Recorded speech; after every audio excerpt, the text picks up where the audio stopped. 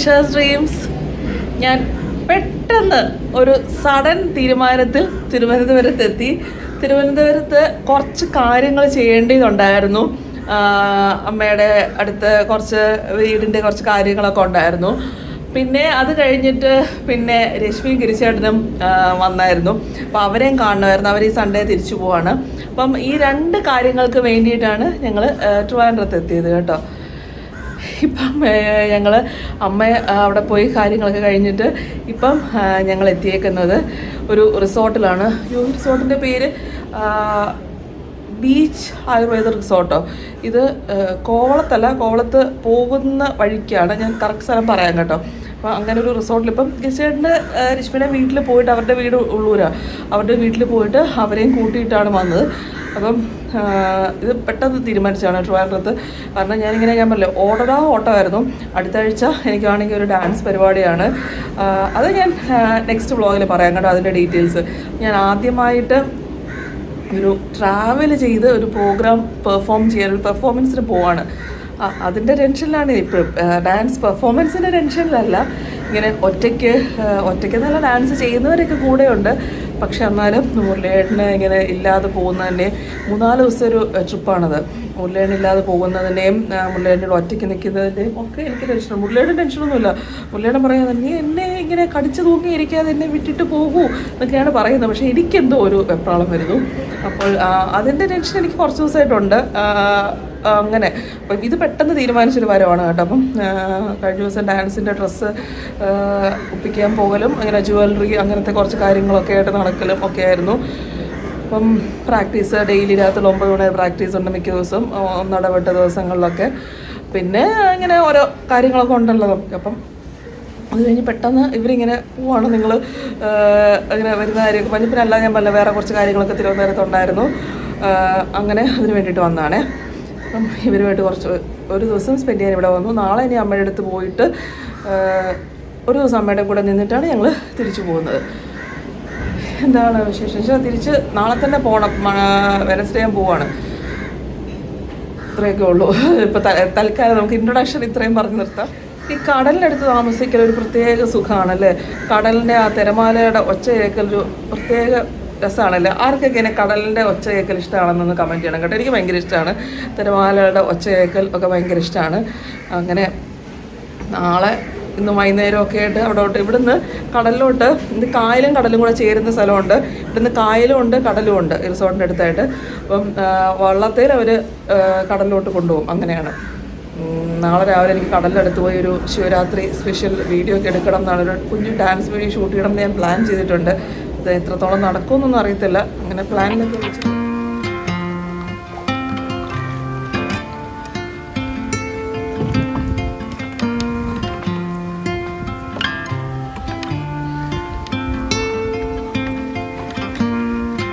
ഇതിൻ്റെ ഒരു വള്ളത്തിലാണ് സ്വിമ്മിംഗ് പൂളിൻ്റെ സ്ഥലത്തോട്ട് എത്തേണ്ടത്.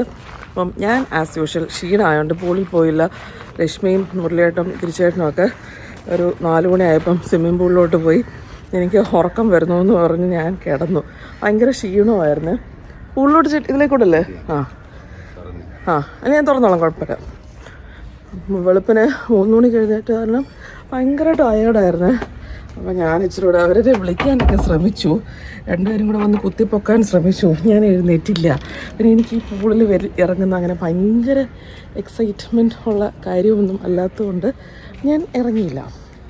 അങ്ങനെ ഒരു പൂളിൽ കാണുമെന്ന് പറഞ്ഞിട്ട് ഇവിടെ കാണുന്നില്ലല്ലോ. അതേവിടെ 2 പേര് കിടക്കുന്നു, മുരളിയേട്ടനും ഗിരിച്ചേട്ടനും. രശ്മി എവിടെ? വാഷ്റൂമിലോ? ഡ്രസ്സ് ചേഞ്ച് ചെയ്യാൻ പോയോ? ഓക്കെ.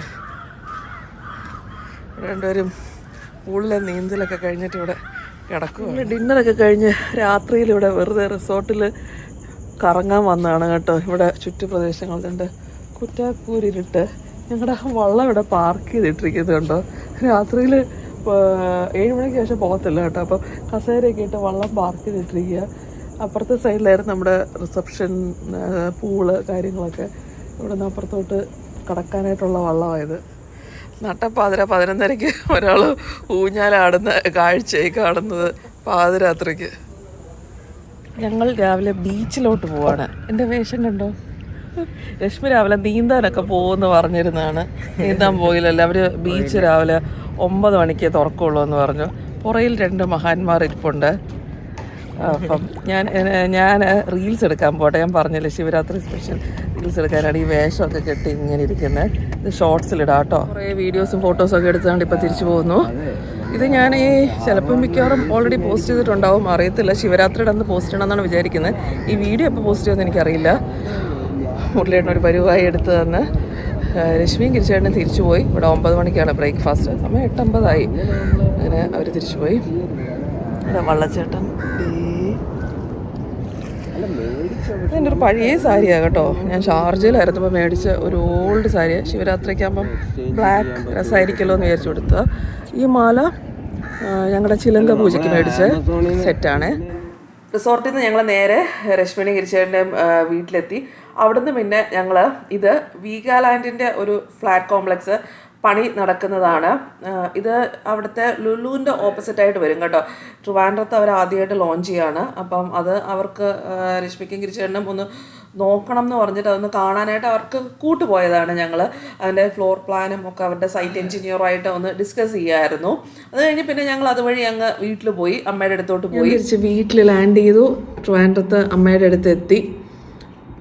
ആസ് യൂഷ്വൽ എനിക്ക് നല്ല ക്ഷീണമായിട്ട് ഇങ്ങനെ ഇരിക്കുക. രശ്മിയൊക്കെ പറഞ്ഞ് ഇവിടെ എന്തോ നൈറ്റ് സ്ട്രീറ്റ് ഉണ്ട്. അമ്മ ഏതായിരുന്നു അമ്മ നൈറ്റ് സ്ട്രീറ്റ്?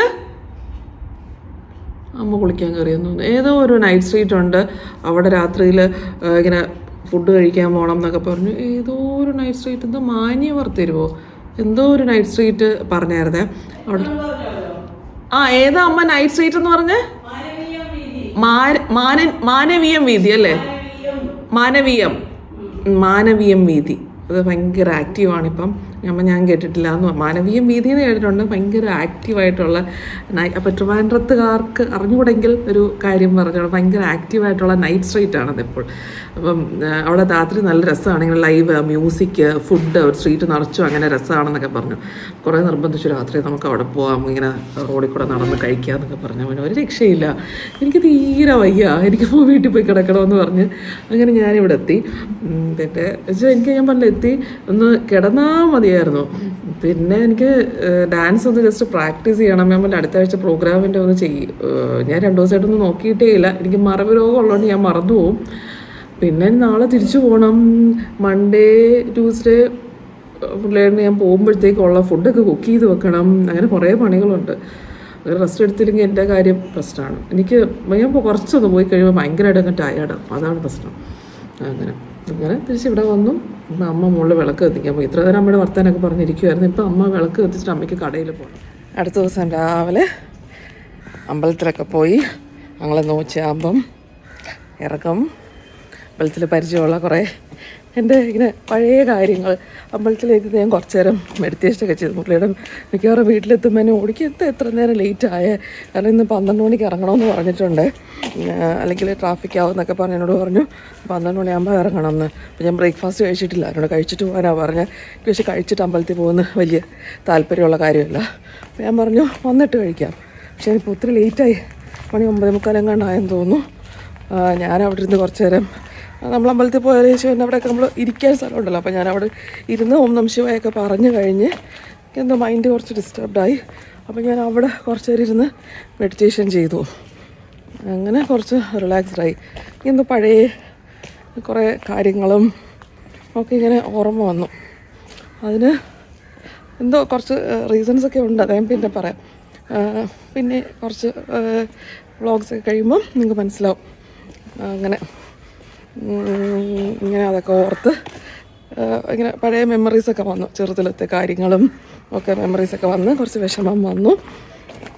അങ്ങനെ അതൊക്കെ ഓർത്ത് ഇങ്ങനെ പഴയ കാര്യങ്ങൾ, അവിടുത്തെ കാര്യങ്ങൾ, ഇവിടുത്തെ കാര്യങ്ങൾ അങ്ങനെ ഇരിക്കുന്നു. ഇനിയിപ്പോൾ ഞാൻ വീടെത്താറായി ഇങ്ങനെ നടന്ന് പൊയ്ക്കൊണ്ടിരിക്കുന്നു. അപ്പോൾ ശരി, ഇനി വീടെത്തി. അമ്മയെ കാണിച്ചില്ല അല്ലേ വീഡിയോയിൽ? അമ്മ അവിടെ എവിടെയൊക്കെ ആയിട്ട് കറങ്ങി നടക്കും. വീടെത്തിയിട്ട് കാണിക്കാം കേട്ടോ. അമ്മ അവിടെ താഴെ ഇപ്പോൾ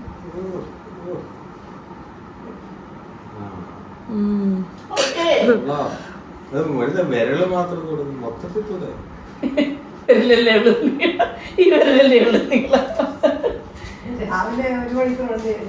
അത് വെറുതെ ശവാസനത്തിൽ കിടക്കുന്നല്ലോ 1 മണിക്കൂർ. അവിടെ വന്ന് കാണിക്കുന്ന ഞാൻ കാണാം, വെറുതെ 1 മണിക്കൂർ ഇങ്ങനെ കിടക്കും. 5 മിനിറ്റ് അമ്മ എന്തെങ്കിലും ചെയ്യും, പിന്നെ ബാക്കി 3/4 മണിക്കൂർ ശവാസനം. അതല്ല എക്സസൈസ്. കണ്ടോണ്ടിരിക്കുന്ന രമ ഞാൻ എത്ര നേരം കിടക്കും?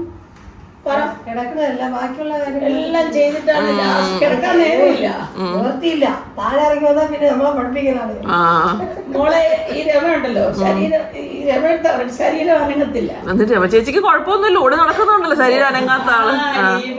ഇതിപ്പോ 100,000 പ്രശ്നങ്ങളോടുകൂടി ആക്റ്റീവായിട്ട് ഇത്ര നേരം നടക്കുന്നത്. ചുമ്മാ ഇരിക്കും കൈവേദന. ഏതായാലും അമ്മയെക്കാളും ആക്റ്റീവ് അല്ലേ രമ ചേച്ചി? നിങ്ങൾ കാണുമ്പോ ആക്റ്റീവ്.